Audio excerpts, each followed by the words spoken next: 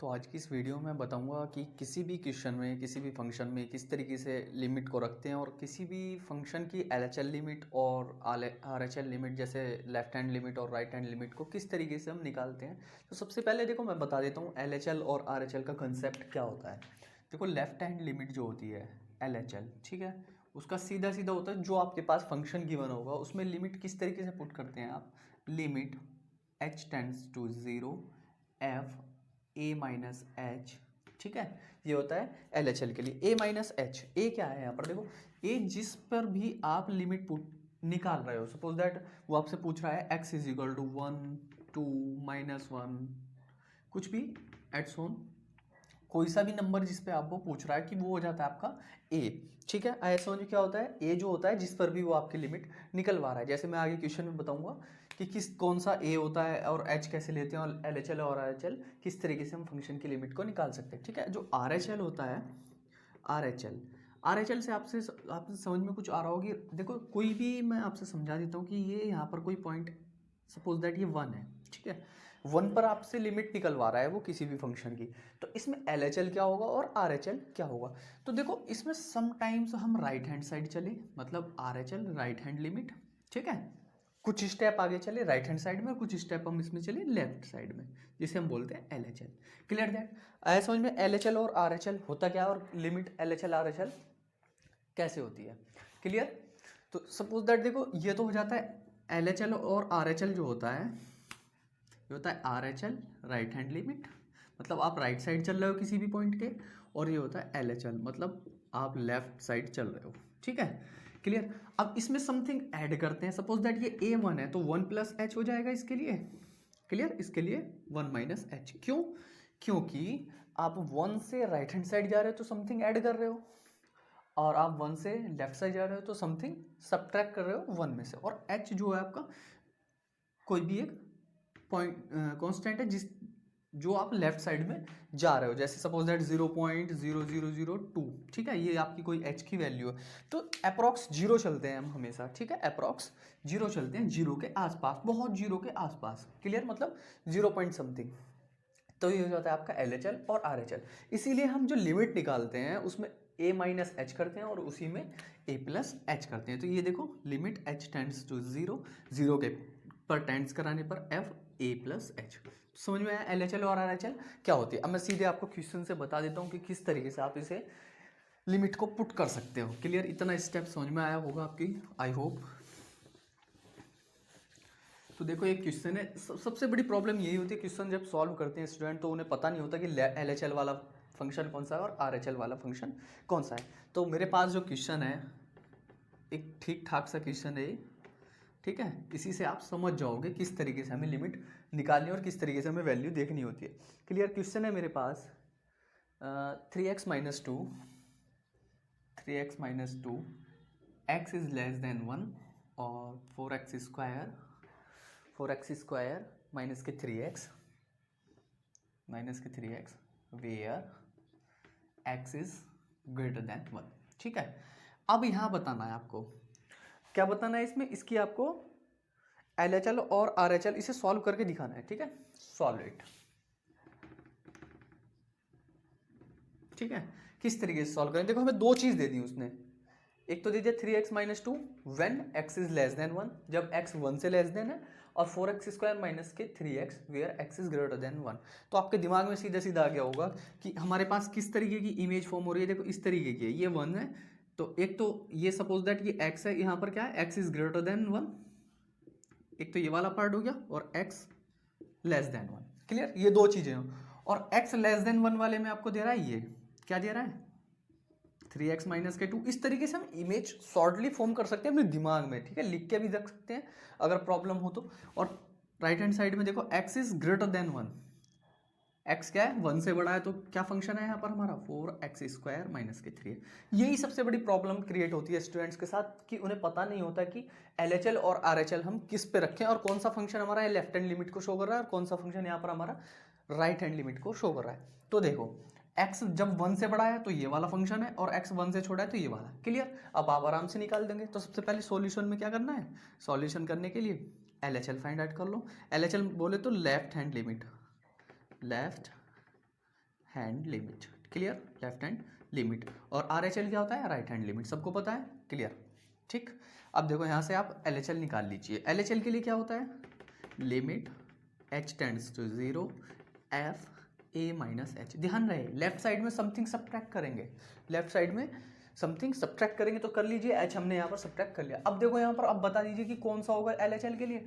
हमें पता है कि ये LHL साइड है और ये RHL साइड है। जिस साइड में हम समथिंग सब्ट्रैक्ट करते हैं या जिसमें कोई बड़ा है, तो वो बड़े का मतलब है कि उसमें समथिंग ऐड हो रहा है, ग्रेटर है, तो उसमें राइट हैंड साइड हो जाएगी और लेफ्ट साइड में समथिंग स्मॉल, ठीक है, क्लियर। अब फंक्शन कौन सा है आपका LHL के, 3x माइनस के 3 रख दीजिए, limit h tends to 0 3x minus 2।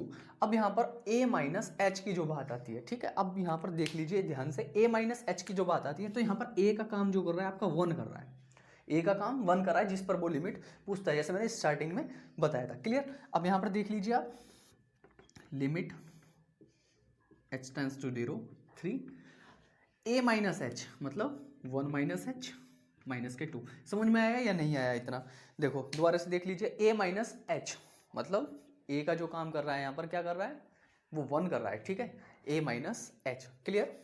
Solve कर दीजिए इसे आगे, लिमिट h टेंड्स टू 0 और ये मल्टीप्लाई कर दीजिए अंदर, 3 माइनस 3h माइनस के 2। अब देखो, अब यहाँ पर आप डायरेक्ट लिमिट रख सकते हो। अब देखो यहाँ पर आप डायरेक्ट लिमिट रख भी सकते हो, तो उसमें उसने अलग अलग दे दिया है आपको, लेफ्ट हैंड लिमिट अलग दे दिया और राइट हैंड लिमिट का फंक्शन अलग दे दिया, ठीक है, रख दीजिए। यहाँ पर रखने पर क्या मिलता है, ये हो जाएगा 3 माइनस का 3 इंटू 0 माइनस का 2 मतलब 3 माइनस के 2 इक्वल टू 1। तो LHL की वैल्यू कितनी आ जाती है आपकी, LHL की जो वैल्यू हो जाती है लेफ्ट हैंड लिमिट आपकी 1 आ जाती है, clear. Now we have to find RHL। अब देखो RHL फाइंड करने के लिए क्या करते हैं, RHL के लिए मैंने आपको बताया था क्या होता है, समथिंग ऐड करेंगे, समथिंग ऐड, यानी limit h tends to 0 f a plus h, a plus h. अब देखो फंक्शन कौन सा है RHL के लिए, हमारा है 4x स्क्वायर माइनस के 3x। बिल्कुल भी फंक्शन को देखकर डरना नहीं है, बस क्या करना है कि ध्यान रखना है कि कंसेप्ट क्या है, कंसेप्ट है हमारा समथिंग ग्रेटर और समथिंग लेस, मतलब राइट हैंड साइड और लेफ्ट हैंड साइड, क्लियर। जो ग्रेटर होगा वो राइट हैंड साइड आएगा और जो स्मॉल होगा वो लेफ्ट हैंड साइड आएगा, क्लियर। इसमें कुछ और भी दे सकता है, वो आपको एक फंक्शन दे रखा है x इज इक्वल टू 1 भी दे सकता है, clear, x is equal to 1 भी दे सकता है, तो ये इक्वल के लिए हो जाएगा, जहां पर आप डायरेक्ट लिमिट रख सकते हैं। कुछ क्वेश्चंस में 3 और 4 फंक्शन मतलब वैल्यू भी दे सकता है वो, लेकिन इंपॉर्टेंट जो होती है वे 2 ही होती हैं, ग्रेटर देन और equal than, clear, less than और ग्रेटर देन, क्लियर। अब देखो RHL निकाल लेते हैं। यहाँ पर फंक्शन क्या है RHL का आपका, लिमिट h टेंड्स टू 0, ये ऐसे ही चलता रहेगा, ये h है यहाँ पर, n ना समझें इसे, और फंक्शन है आपका 4x स्क्वायर माइनस के 3x, clear, 4x square minus के 3x। अब डायरेक्ट आप इसमें यहाँ पर वैल्यू रख दीजिए, यहाँ पर सॉल्व करके बता देता हूँ मैं आपको, देखो लिमिट h टेंड्स टू 0 और क्या हो जाएगा, देखो 4a प्लस एच का होल स्क्वायर माइनस का 3a प्लस एच मतलब 1 प्लस एच, क्लियर। फिर से यहाँ पर ध्यान दे दीजिए एक बार, 1 प्लस एच हो जाएगा, क्यों, क्योंकि यहाँ पर a का काम जो कर रहा है वो 1 कर रहा है, क्लियर। आगे सॉल्व कर दीजिए, इसका स्क्वायर खोल दीजिए, स्क्वायर खोलने पर क्या हो जाएगा, limit h tends to 0 as it is, limit h tends to 0 as it is. देखो लिमिट हम डायरेक्ट भी रख सकते हैं, लेकिन डायरेक्ट में कुछ वैल्यूज जो होती है हमारी अनडिटरमिनेट फॉर्म बना लेती हैं, इसलिए हमें उन्हें पहले सॉल्व करना होता है, क्लियर। स्क्वायर खोल दीजिए, 4 इंटू ए प्लस बी का होल स्क्वायर मतलब 1 प्लस का एच स्क्वायर प्लस का 2h, क्लियर, और 3 माइनस का 3 एंड माइनस का 3h, ठीक है। बस सिंपली हमने इसमें क्या करा है, इसे ओपन कर दिया है, कुछ नहीं करा है, ओपन कर दिया। अब देखो यहाँ से आप इसमें वैल्यू रख दीजिए, जब आप h की वैल्यू रखोगे तो ये आ जाएगा 4 और माइनस के 3 इक्वल टू 1।